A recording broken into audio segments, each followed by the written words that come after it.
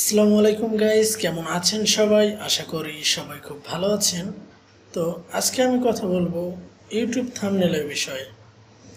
আপনারা অনেকেই ইউটিউবে ভিডিও আপলোড করার আগে থাম্বনেল নিয়ে অনেক চিন্তায় পড়ে যান। কিভাবে একটি প্রফেশনাল থাম্বনেল তৈরি করা যায় ভিডিও আপলোডের জন্য। আজকে আমি আপনাদেরকে দেখাবো কিভাবে প্রফেশনাল থাম্বনেল ফ্রিতে আপনারা তৈরি করবেন এবং এই ধরনের ট্রেন্ডিং টেমপ্লেটগুলো ব্যবহার করে আপনারা খুব সুন্দর একটি থাম্বনেল তৈরি করতে পারবেন। তো বেশি কথা না বলে চলুন মূল ভিডিওতে চলে যাই।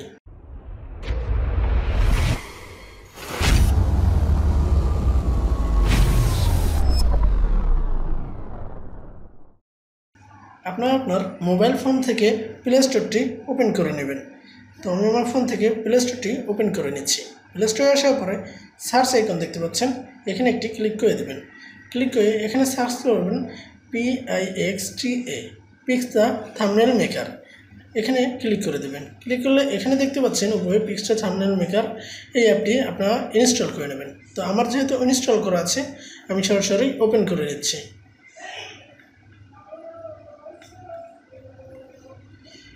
অ্যাপটি ওপেন হতে একটু সময় লাগবে।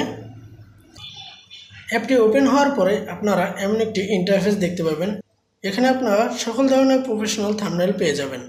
আপনারা যদি প্রিমিয়াম নিতে চান তাহলে প্রিমিয়াম ইউজ করতে পারেন। আমি আপনাদেরকে সাজেস্ট করব যে আপনারা ফ্রিতে যেটা আছে সেটা ইউজ করুন। এটা কোনো কপিরাইট আসবে না, এটা সম্পূর্ণ কপিরাইট ফ্রি। তো আমরা এখান থেকে একটি থাম্বনেল দেখে নিচ্ছি।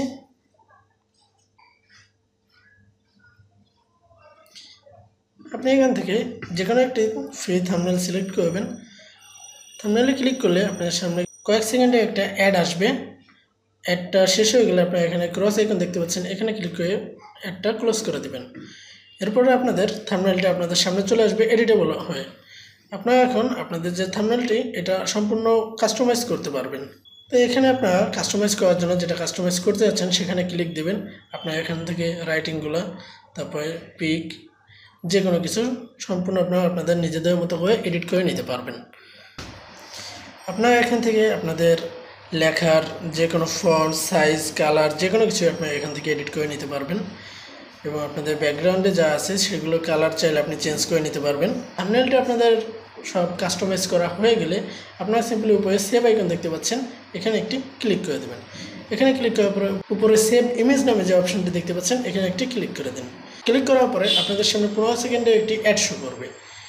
অ্যাডটি শেষ হওয়ার পরে সাইডের উপরে দেখতে পাচ্ছেন ক্রস আইকন, এখানে একটি ক্লিক করে দেন। ক্লিক করে দিলে আপনাদের সেভ এস ফাইলটি সেভ করার জন্য এখানে আপনারা চাইলে একটি নাম দিয়ে দিতে পারেন। তো আমি এখানে একটি নাম দিয়ে দিচ্ছি, আর্ন মানি দিয়ে দিচ্ছি। এখান থেকে আপনারা সিম্পলি সেভ আইকনে ক্লিক করবেন।